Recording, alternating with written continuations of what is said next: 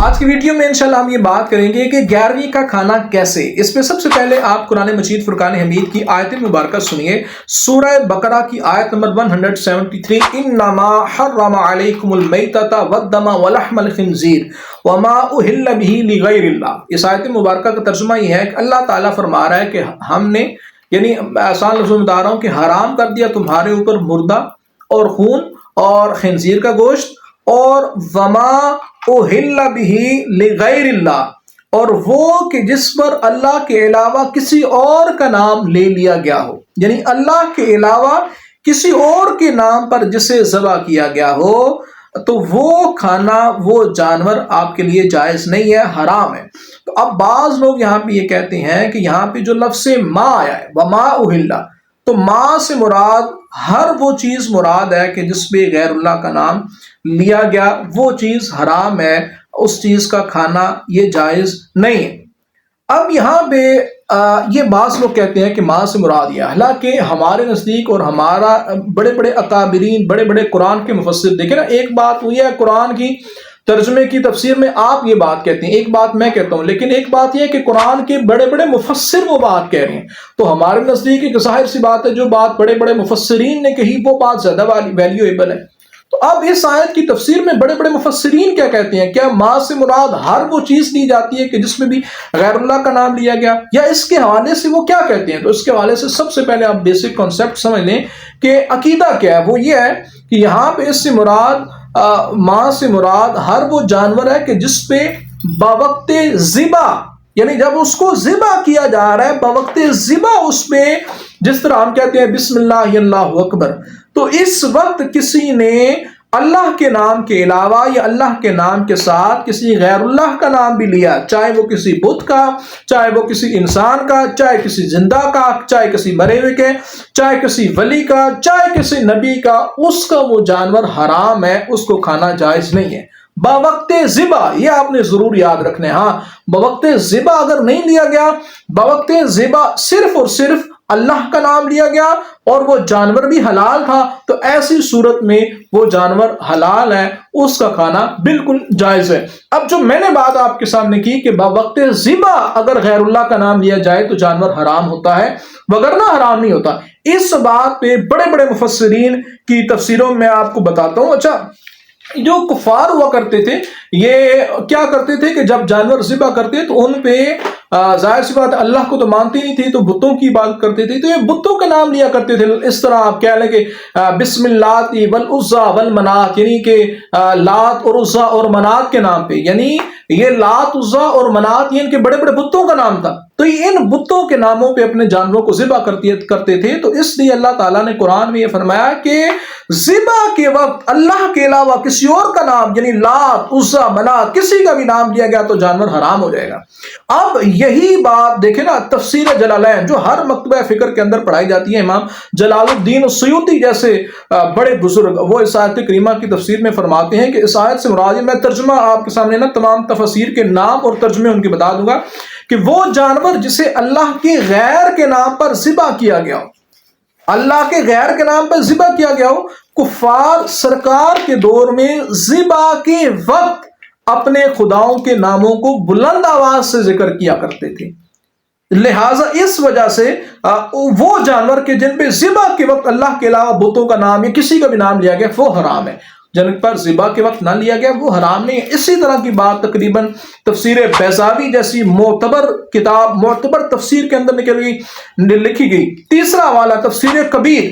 اس میں یہ بات موجود ہے کہ ذابح یعنی ذبح کرنے والا بلند آواز کرنے والا ہے، کیونکہ عرب کے لوگ اپنے بتوں کو ذبح کے وقت اپنی آواز سنایا کرتے تھے، یعنی اس لیے وہ بلند آواز کرتے تھے، اور وہ اپنی آوازوں کو ان بتوں کے ذکر کے وقت بلند کرتے تھے۔ اب بتوں کے وہ اپنی آوازوں کو نا بتوں کا ذکر جب کر رہے ہو تو بلند کرتے تھے، اور ان کو سنا کے جانور ذبح کرتے وقت ان کے نام پر ذبح کرتے تھے، تو اس لیے یہ آیت نازل ہوئی اور بتایا گیا کہ اس طرح حلال جانور نہیں ہوتا۔ چوتھا حوالہ تفسیر ابن کثیر، وہاں پہ لکھا ہوا ہے کہ اس سے مراد وہ جانور ہے کہ جسے اللہ کے غیر کے نام پر ذبح کیا گیا ہو، بتوں کے لیے یا شرکاء کے لیے، یعنی کہ اور کوئی آپ شریک کہہ لیں، حالانکہ آپ جس کسی مسلمان سنی سے پوچھیں جو حضور غوث اعظم کے نام کی 11ویں بقار ہے، کیا وہ حضور غوث اعظم کے نام پہ جانور ذبح کر رہے ہیں؟ نہیں، عبادت تو صرف اور صرف میرے رب کی ہے نا، عبادت تو اس کے علاوہ کسی کی جائز نہیں ہے۔ تو جو بھی جانور کو ذبح کرتا ہے وہ اللہ کے نام پہ ذبح کرتا ہے، حضور غوث اعظم یا آپ جتنے بھی اولیاء ہیں کسی ولی کے نام پہ جانور ذبح نہیں ہوتا۔ ہاں، وہ جانور ذبح کرنے کے بعد اس کا گوشت جب پکا کے کھلایا جاتا ہے تو وہ کھلانے پہ جو اللہ تعالیٰ ثواب عطا فرماتا ہے، وہ ثواب ان بزرگوں کو حضور غوث اعظم کی بارگاہ میں پیش کیا جاتا ہے۔ پانچواں اللہ تعالیٰ تفسیر خازن، وہ جانور جسے بتوں اور شیطان کے لیے ذبح کیا گیا وہ حرام ہے، اور وہ اس ماں سے مراد ہے۔ چھٹا حوالہ کشاف علامہ زمخشری کی تفسیر، یعنی یہاں پہ ماں سے مراد وہ جانور ہے کہ بت کے لیے جس پر آواز کو بلند کیا گیا، اور یہ اہل جاہلیت کا قول ہے، یعنی اہل جاہلیت والے لات اور عزا کے نام پہ اپنے جانوروں کو ذبح کرتے تھے۔ تفسیر طبری کے اندر ہے کہ وہ جانور یعنی ماں سے مراد وہ جانور ہے جسے بتوں اور اپنے خداؤں کے نام پر وہ ذبح کرتے تھے۔ تو یہ تقریباً 7 تفسیر اور معتبر تفسیر کے حوالے میں نے آپ کے سامنے رکھے، اور یہاں میں نے آپ کو بتایا کہ ماں سے مراد ہر جانور نہیں ہے، بلکہ صرف وہ جانور مراد ہے کہ جس پہ بوقت ذبح غیر اللہ کا نام لیا گیا، اللہ کے علاوہ کسی اور کا نام لیا گیا۔ اگر آپ کہتے ہیں کہ ماں سے مراد ہر جانور مراد ہے بوقت ذبح یا اس سے پہلے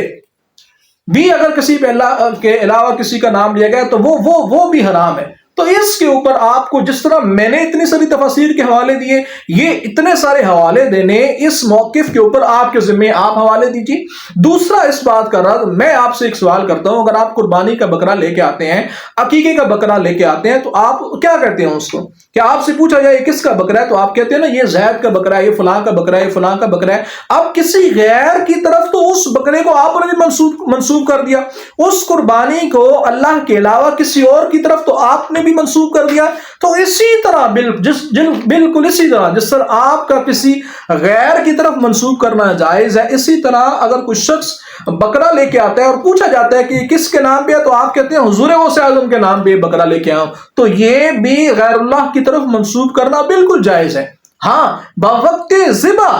اگر غیر اللہ کا یعنی حضور غوث اعظم کا نام لیا جاتا ہے تو پھر وہ جانور حلال نہیں ہے، اس کا کھانا حرام ہے۔ اور اس بات پہ آپ بھی متفق ہیں کہ اگر بوقت ذبح زید کا نام یعنی جس کے نام پہ آپ قربانی کر رہے ہیں اس کا نام لیا گیا تو وہ جائز نہیں ہے، اللہ کا نام آپ لیں گے۔ تو اسی طرح بوقت ذبح مسلمان بھی جو 11ویں پکاتے ہیں وہ اللہ کا نام لیتے ہیں، حضور غوث اعظم کا نام نہیں لیتے، جو لیتے ہیں وہ ہماری مراد نہیں ہے، اور ایسا کوئی مومن کرتا نہیں ہے۔ تو لہٰذا اس ویڈیو کے اندر بہت ہی آسان لفظوں کے اندر میں نے یہ سارے آپ کے کانسیپٹس کلیئر کیے کہ کس آیت کا حوالہ دے کے ایک مومنوں کے اوپر، مسلمانوں کے اوپر الزام لگانے کی کوشش کی جاتی ہے کہ یہ جو 11ویں شریف پکائی جاتی ہے، 11ویں شریف کے جانور ذبح کیے جاتی ہیں، جائز نہیں ہے۔ تو میں نے اس آیت کریمہ کا بھی آپ کو بتایا، اور ساتھ ہی ساتھ ماں جو لفظ ہے اس لفظ سے آپ کو مراد بتائی کہ کون سے جانور اس سے مراد ہیں کہ جو حرام ہیں، جو حلال نہیں ہے، اور یہ بھی بتا دیا کہ مومن ذبح کے وقت صرف اللہ کا نام لیتے ہیں، غیر اللہ کا نام، حضور غوث پاک کا نام بالکل نہیں لیتے۔ جو ایسا کرے گا تو اس کا جانور حلال نہیں ہوگا، اور جو ایسا نہیں کرے گا اس کا جانور بالکل حلال ہے۔ اور الحمدللہ ہم ایسا یعنی حضور غوث اعظم کا نام قربانی کے وقت بالکل نہیں لیتے، بلکہ اللہ ہی کا نام لیتے ہیں۔